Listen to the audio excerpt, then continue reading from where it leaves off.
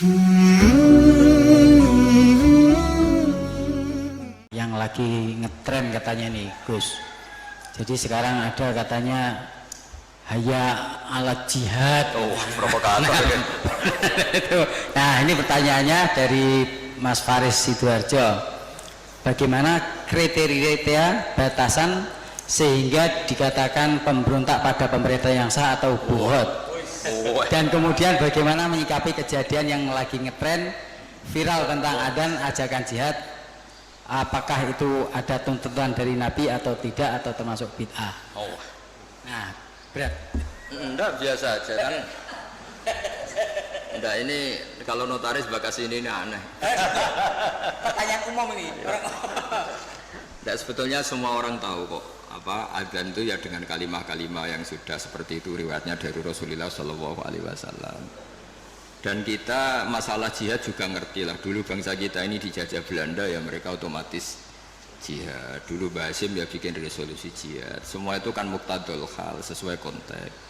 Nah, kalau dalam keadaan damai juga orang nggak suka jihad ya karena ya saya pernah baca di beberapa kitab kewajiban jihad itu penting. Andai kan dulu tidak diwajibkan jihad ketika kita dijajah Belanda sama Jepang, itu juga bingung. Andai kan Islam tidak punya ajaran apa? Jihad itu. Tapi ketika hukum itu berdasar muqtadul hal, maka hukum itu menjadi gugur ketika muqtadul hal itu tidak ada. Jadi tanggapi saja secara ilmiah. Jadi kita juga kebingungan loh, andai kan dulu nggak ada bab jihad di fikih itu ketika kita dijajah apa?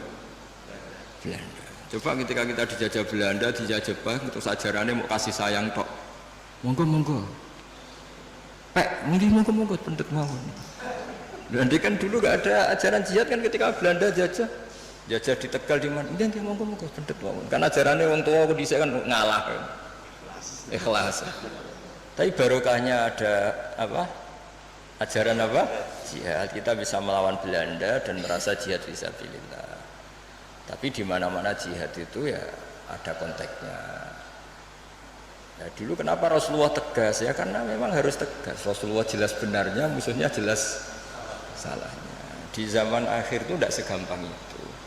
Jadi ini nggak usah jadi jawaban yang perlu dibentur-benturkan, biasa saja, normal saja.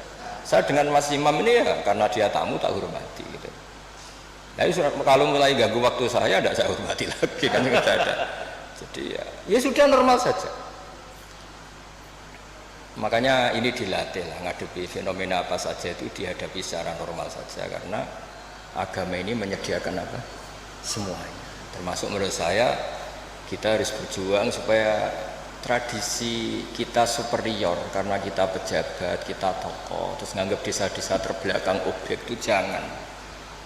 Kayak ya tadi, kayak kita anggap desa-desa terbelakang ini jadikan wisata karena udaranya masih segar gini-gini. Oke, kalau itu awal dari kita kenal orang-orang desa nggak apa-apa. Tapi kalau awal menjadikan itu objek, wah enak beli tanah di sini murah itu. Wah enak nikah di sini murah gitu. Paling dipakani sak ngene wis gelem itu kan terus. Jadi intinya itu ya seperti itulah. Saya mohon semohon-mohonnya agama ini datang dengan nggak suka namam, nggak suka adu-adu. Jadi yang tukang adu-adu ya harus tobat, itu ancamannya berat. Termasuk adu-adu itu yang menyampaikan kalam ini, omongan ini untuk membenturkan ini, sudahlah. Kamu bayangkan ketemu Allah itu berani tanggung jawab apa enggak? Kita semua maksudnya. Sehingga jangan pula yang suka Islam rahmatan alamin terus nggak ngomong babji aja, jangan juga. Dulu kita tidak bisa bayangkan ketika ada Belanda, ada Jepang, andekan orang Islam nggak disangoni kewajiban apa? Ya, tapi semua itu ya ada muqtadul halnya, ada konteksnya, terus ada ya ini normal saja. Jadi sebetulnya nggak perlu dijawab karena ini urusan notaris, tapi ini hukum normal, buat tidak ada. Jadi kalau yang menentang saya tentang semua kitab yang ada di fikih itu memang ya jawabannya seperti itu. Yang jelas itu ya sudah ya.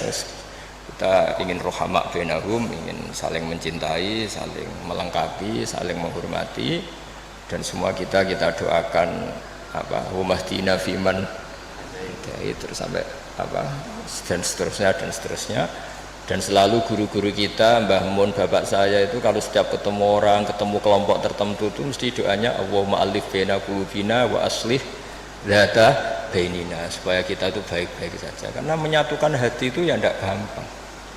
Rasulullah yang kekasihnya saja dingendikani pangeran, aku sendiri Muhammad yang menyatukan hati antara Aus dan Khazraj. Lau anfaqta ma fil ardi jami'an ma allafta baina qulubihim walakinnallaha allafa bainahum. Jadi kalau ingin Indonesia damai, semua wali maupun tidak wali, apalagi yang jabat ini harus berdoa. Yang bisa mendamaikan itu hanya kersane Allah. Kita tidak bisa. Bupati, wakil bupati, rata-rata ya seangkatan, bariku ya taruh. Itu sudah sunnatullah. Jadi artinya makanya diantara sifatnya Nabi di beberapa kitab dulu itu apa? Mengumpulkan api dan salju. Ketika Ka'bul Akhbar dan banyak peneliti Taurat itu ngerti Nabi punya sahabat yang bernama Abu Bakar yang dingin sekali, dan punya sahabat Umar, itu yang dimaksud. Jadi mengelola itu, mengelola hatinya orang itu. Apalagi ngelola 2 istri atau 3 istri dari zaman itu susahnya. Ilmu tersendiri. Iya itu kan, ya ilmunya dapat. Jadi saya mohon sekali lah bahwa kita harus sering berdoa, Allahumma alif baina qulubina wa aslih dzata bainina. Dan kita disatukan oleh Indonesia. Semuanya anak bangsa harus kita hormati. Kita harus ingin Indonesia ini baik, lebih baik, karena PR kita ini banyak sekali. Jangan dihabiskan untuk hal-hal yang ya, jadi saya mohon sekali. Jadi ya sudah seperti itulah, gak usah ini bukan jawaban saya, jawaban nurani seluruh bangsa Indonesia, seluruh bangsa dunia. Itu kan ya normal, ini kan sudah sebenarnya nggak perlu dijawab, sudah normal, ini normal sekali. Memang ada saja. Ya ini ku maos mawon kula niku. Udah ini sudah selesai. Selesai.